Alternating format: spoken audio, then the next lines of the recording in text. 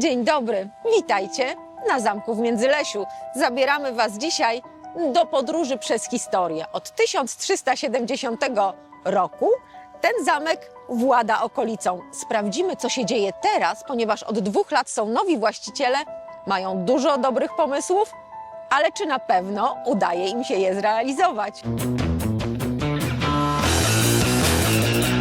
W samym sercu Kotliny Kłodzkiej, tuż przy granicy z Czechami, leży Międzylesie, niewielkie miasteczko o historii sięgającej średniowiecza. To właśnie tutaj, pośród górskich krajobrazów i dawnych szlaków handlowych, wznosi się majestatyczny zamek w Międzylesiu. Miejsce, które przez wieki było świadkiem wielkiej historii, przemian i życia kolejnych pokoleń. Otoczony zielenią, górami i klimatem pogranicza, zamek już z lotu ptaka robi ogromne wrażenie. Monumentalne mury, rozległy dziedziniec i położenie niemal wpisane w krajobraz sprawiają, że trudno przejść obok niego obojętnie. Na zamku oczywiście można zwiedzać, można nocować, można zjeść coś dobrego, ale można też wypić kawkę z właścicielem zamku. I jeżeli Wam się wydawało, że właściciel zamku chodzi w smokingu, fraku albo, no jak tutaj, jeździ konno po schodach, to mylicie się. Właściciel zamku ciężko tutaj pracuje, abyście Wy mieli co zwiedzać. Panie Jacku, no to jak to jest posiadać zamek? Proszę nam powiedzieć, to fajnie? Tak wstaje Pan rano i cieszy się tym, co ma? Nie no, wstaję o 12. Okej. Nieprawda, nieprawda, jest 10 rano. No, jest 10 rano, a ja już jestem po takich intensywnych, dobrych 4 godzinach pracy. Tak, jest wyzwanie, ale też później te małe sukcesiki, które tutaj są w postaci nawet dzisiejszego przetkanego szamba i kanalizacji, to Najważniejsze, dają cieszyć się. satysfakcję, jest dobrze, jest fajnie. Należy cieszyć się drobnymi rzeczami. Tak, oczywiście. jak panem? Co przez te 2 lata udało Wam się zrobić? Co się zmieniło tutaj? Nie było tutaj ruchu, nie? Tak. Że mało kto Tak. wiedział o zamku, słyszał. Wiemy, jaki był odzew turystów, bo skarżyli się troszkę na zamek, że zamknięty, że nie jest otwarty tak jak powinien być, bo z ulotką jeździli, były bramy zamkowe zamknięte. Tu tydzień, miesiąc przelatuje bardzo szybko. Cały czas trzeba coś robić, cały czas ulepszać, ale się śmieję, że zamek zawsze mnie wzywa i tak od 7 rano działamy po to, żebyśmy mogli dzisiaj spokojnie usiąść i nic tutaj nam nie będzie wybuchać. Macie hotel, macie restaurację, Tak. macie zwiedzanie dzienne i zwiedzanie nocne. Czego Państwo jeszcze oczekujecie i co byście jeszcze chcieli zrobić? Na pewno, jeżeli chodzi o teren zielony, już sukcesywnie fosę oczyszczamy z małych tam zakrzaczeń, drzewek, będzie jakaś taka ścieżka przyrodnicza robiona. Tak. Może jeszcze w tym roku się nie uda, w przyszłym myślę, że już tak, że będzie można normalnie oprócz dziedzińca, ale też spacerować sobie wokół fosy, czy wzdłuż fosy i wokół zamku. No i na zamku cały czas ulepszamy i rozszerzamy, jeżeli chodzi o trasę turystyczną. Trzeba mieć taki charakter do wyzwań, no bo to jest naprawdę trudny temat.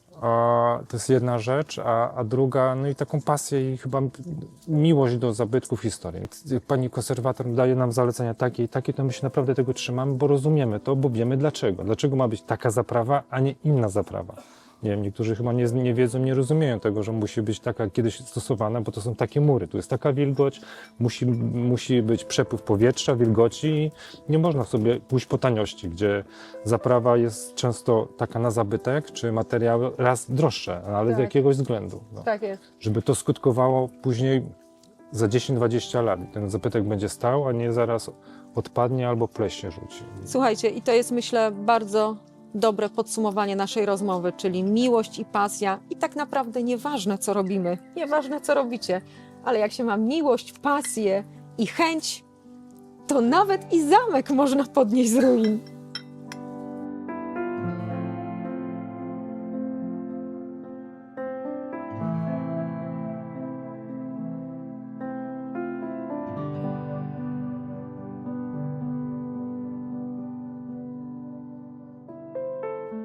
Na oprowadzanie po zamku, takie króciutkie, wiecie, taką trasę ze smaczkami, zgodziła się pójść z nami pani właścicielka.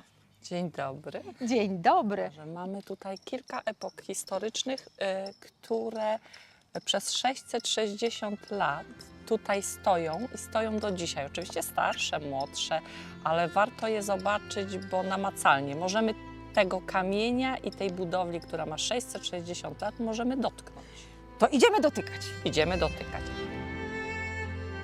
Widzimy, tutaj mamy dwór renesansowy. Tak. Tutaj mamy barok z tej strony, ale wejdziemy do średniowiecza za chwilę. Czyli zaczynamy od samego początku, bo Tak. historia tego zamku zaczyna się w 1370 roku. Tak? Tak, tak. Mamy tutaj ród Glaubiców. Tak. Już po chwili słyszymy historię rycerskiego rodu, który w XIV wieku przejął tę ziemię i rozpoczął budowę murowanej warowni.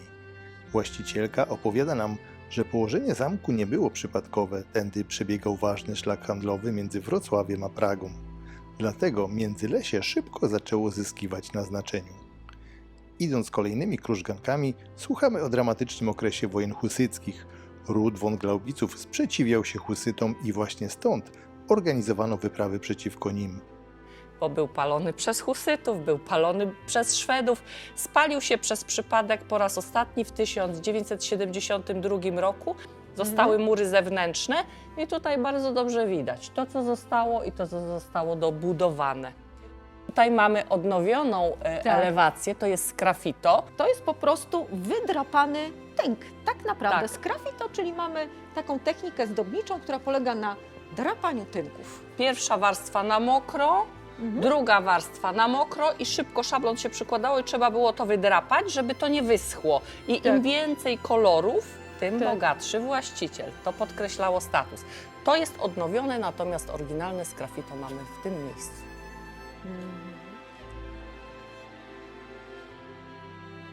To jest potężna budowla. 10 000 metrów kwadratowych i weź to człowieku ogarnij. No tak. To się może właśnie No okazać, że tak jak mamy panią na zamku, proszę bardzo, rękawiczki, proszę bardzo, sportowy strój, bo nie da się chodzić w sukni balowej i panować, tylko trzeba rzeczywiście dzień za dniem pracować w tym właśnie miejscu. Tak, i ja tak się zastanawiałam, jak to jest mieć zamek i doszłam do wniosku, Tak? że to nie ja mam ten zamek, tylko ten zamek ma mnie i to ma mnie w dodatku na służbie. I dlatego ten mój strój taki, moje życie polega na tym, że ja obsługuję ten zamek, ale co jest dla mnie niezmiernie przyjemne, daje mi dużo satysfakcji.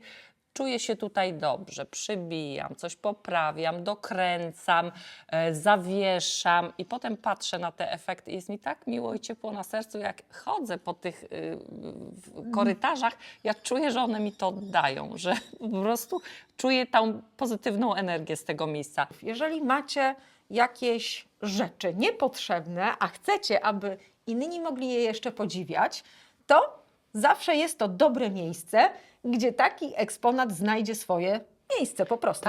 Jakieś i drobne sprzęty, i większe. Czasami to są rzeczy, które kurzą się na strychach, a są na przykład przedwojenne. To wszystko tutaj w tych ścianach wygląda zupełnie inaczej. Zobaczcie, naprawdę nie ma takiej rzeczy, która nie mogłaby tutaj być wyeksponowana. Mamy piękne obrazy, tak? No mamy kopie, mamy repliki, ale przepraszam, mamy też ruszające się obrazy. No to jak to jest? Jesteśmy w Harrym Potterze, rozumiem?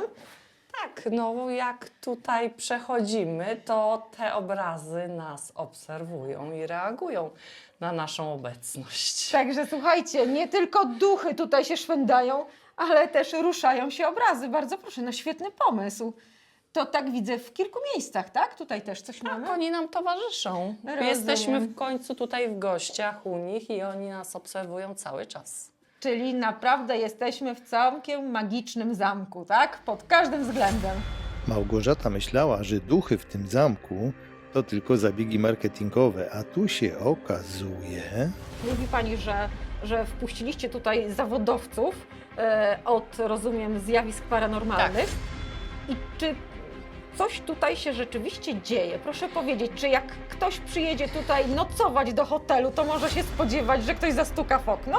Może się spodziewać. I ja powiem tak, że te urządzenia nie wykryły tutaj złych mocy, natomiast obsługa i personel mówi o różnych paranormalnych zjawiskach, które nie powinny mieć miejsca. Nie chce nam się w to wierzyć, nawet za dnia. Także słuchajcie, przybywajcie, kochani, jeżeli lubicie takie atrakcje. Zwiedzając kolejne krużganki, korytarze i zamkowe sale, odkrywamy następne historie związane z rozwojem tej niezwykłej rezydencji, ale także tajemnice, które przez wieki narosły wokół tych murów.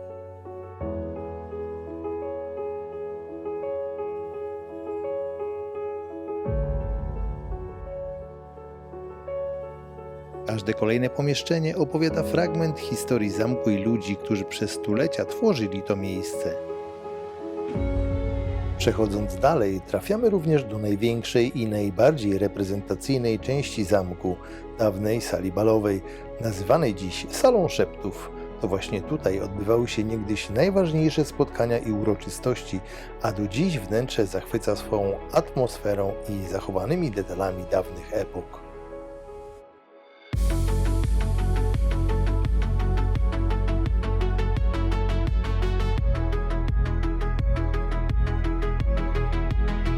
Jedną z największych ciekawostek są również przepiękne zabytkowe schody, które do dziś robią ogromne wrażenie. Końskie schody. Tak, historia znana, ale może nie wszystkim. Proszę powiedzieć, dlaczego te schody, takie reprezentacyjne, takie piękne, nazywane są końskimi. Dlatego, że koń ze swoim jeźdźcem wchodził po tych schodach do góry, dlatego te wymiary takie nie za wysokie i szerokie, głębokie te schody są. Oczywiście nie każdy koń wejdzie po takich schodach, bo konie to zwierzęta płochliwe, więc od źrebaka był przyzwyczajany do tego, że ma tutaj sobie poradzić z jeźdźcem na grzbiecie. No i tutaj zebrani balowicze już czekali na hrabiego Altana. I wiwatowali, I brawo. wiwatowali z wielką pompą, to się wszystko odbywało. Mamy tutaj drzewko genealogiczne. Tak, właśnie. ono się skończyło wraz ze śmiercią twórcy, także gdyby dalej pociągnąć historię tego rodu, to sufit musielibyśmy podwyższyć i nie zmieściło nam by się to tutaj.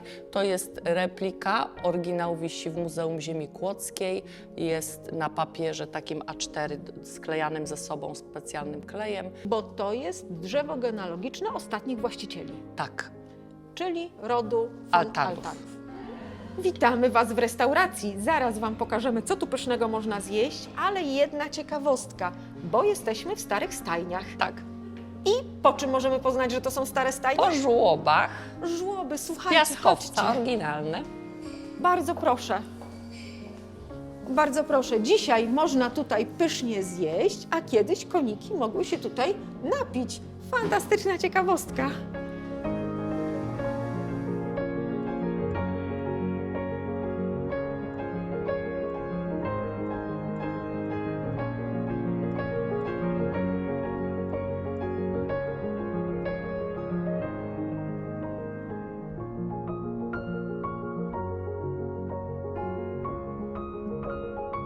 Jesteśmy w galerii. Okej. A wcześniej był to krużganek. Jaka jest różnica?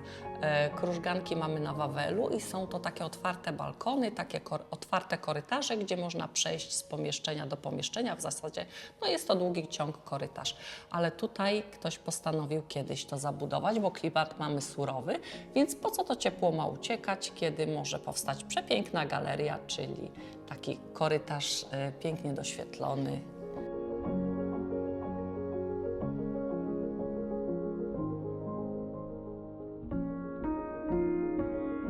Po nocnym zwiedzaniu na zamku Gniew i po nocnym zwiedzaniu na zamku Książ, czas na zamek w Międzylesiu. Nocne zwiedzanie zamku w Międzylesiu to zupełnie inne doświadczenie niż klasyczne poznawanie historii. Już od pierwszych kroków klimat budują przyciemnione komnaty, światło świec i długie, mroczne korytarze, przez które prowadzi nas przewodnik, opowiadając historie związane z dawnymi właścicielami, wojnami i legendami tego miejsca. Przechodzimy przez kolejne sale stylizowane specjalnie pod nocne zwiedzanie. Odwiedzamy m.in. salę tortur, poznając mroczne realia dawnych czasów i historię urządzeń, które kiedyś naprawdę budziły strach.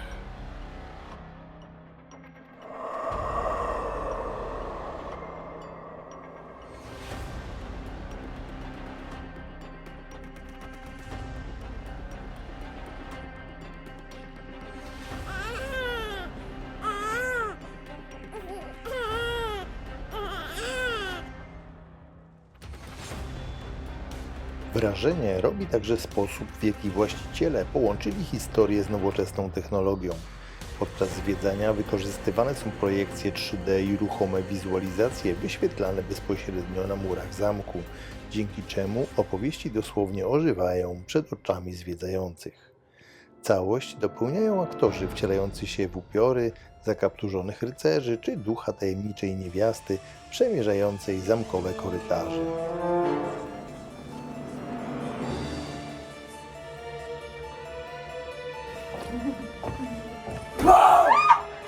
I trzeba przyznać jedno, momentami naprawdę można poczuć się tutaj jak w środku średniowiecznej legendy.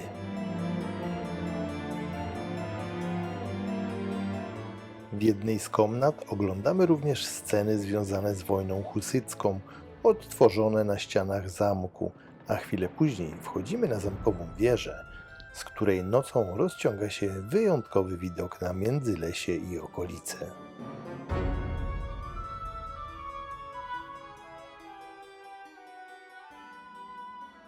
W drugiej części nocnego zwiedzania dołącza do nas kolejny przewodnik, tym razem w stroju stylizowanym na średniowiecznego kata, co jeszcze bardziej podkreśla klimat całej wyprawy po zamkowych komnatach. Podczas spaceru poznajemy również ofertę przygotowaną dla najmłodszych gości, a także dla osób zafascynowanych światem Harry'ego Pottera. Mam zgaszone świeczki, tak, i teraz sobie po prostu mogę zamknąć. Proszę bardzo. Niektóre sale zostały wyposażone w niezwykłe instalacje, tajemnicze rekwizyty i stylizowane elementy przypominające wnętrze znane z Hogwartu. Są tu klimatyczne dekoracje, magiczne akcenty i różnego rodzaju interaktywne ciekawostki, które sprawiają, że nocne zwiedzanie nabiera momentami niemal baśniowego charakteru. I trzeba przyznać, że właśnie takie połączenie historii, legend i nowoczesnej formy zabawy sprawia, że zamek w Międzylesiu potrafi zainteresować zarówno dorosłych, jak i najmłodszych odkrywców.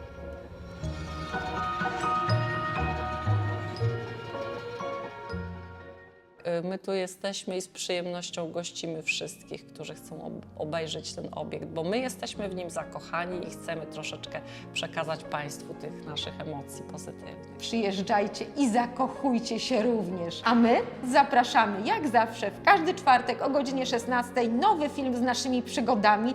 No ta była wyjątkowa, razem z właścicielami na zamku. Nie wiem, jaka będzie następna. Zobaczycie.